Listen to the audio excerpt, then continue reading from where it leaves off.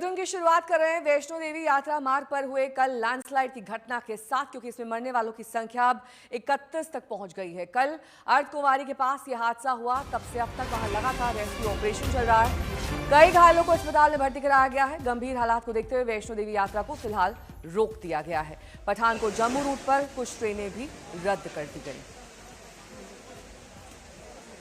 ये rescue operation की तस्वीरें हम आपको दिखा रहे हैं। 31 लोगों की जान गई है। अब तक लैंडस्लाइड में मरने वालों का आंकड़ा बढ़ भी सकता है। खराब मौसम के चलते वैष्णो देवी यात्रा को रोक दिया गया है। लेकिन सवाल यही कि आखिरकार ये यात्रा पहले क्यों नहीं रोकी गई? जब मौसम खराब था, हालात खराब थे, इसके मद्देनजर एहतियातन इस यात्रा को रोकना चाहिए था। लेकिन इसके बावजूद यात्रा चलती रही और नतीजा ये रहा कि 31 लोगों को जान गंवानी पड़ी। सुनील जी भट्ट मेरे सहयोगी जुड़ गए। सुनील जी भट्ट, सवाल यही है कि अगर इतनी ही खराब मौसम की परिस्थितियां थी तो यात्रा को रोका क्यों नहीं गया? इन लोगों की जान बचाई जा सकती थी।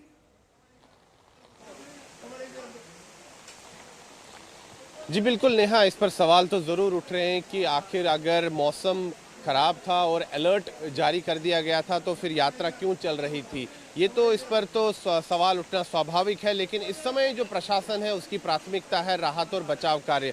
और राहत और बचाव कार्य में श्राइन बोर्ड हो, जम्मू कश्मीर पुलिस हो, भारतीय सेना हो, सीआरपीएफ हो या दूसरी एजेंसियां हो, लगातार राहत कार्य में जो है कार्य कर रही हैं। और प्राथमिकता यही है कि जो मलबे में फंसे हुए लोग हैं उनको निकाला जा सके। लेकिन बेहद ही दुखद समाचार आ रहा है कि जो मृतकों का आंकड़ा है वो 31 पहुंच चुका है, जबकि 23 अन्य जो है घायल है। उनका उपचार जो है कटरा के अस्पतालों में चल रहा है। लेकिन अगर हम बात करें समूचे जम्मू कश्मीर में तो स्थिति काफ़ी भयावह है और बारिश जो है रुकने का नाम नहीं ले रही है। और जम्मू संभाग जो है सबसे ज़्यादा प्रभावित हुआ है। जम्मू संभाग के 10 जिले।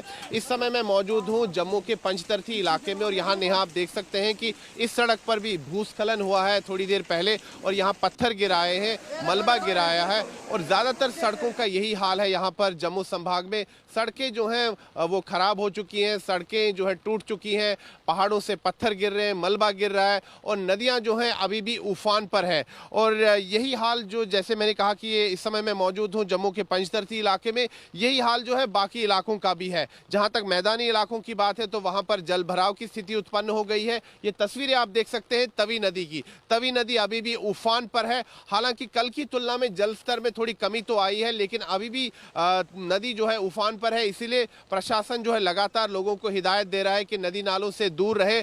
और यहाँ पर जो है कई राहत शिविर भी बनाए गए हैं, क्योंकि जो बाढ़ प्रभावित इलाके हैं वहाँ से लोगों को रेस्क्यू किया गया है और कई जो स्कूल्स हैं उनको राहत शिविरों में परिवर्तित कर दिया गया है।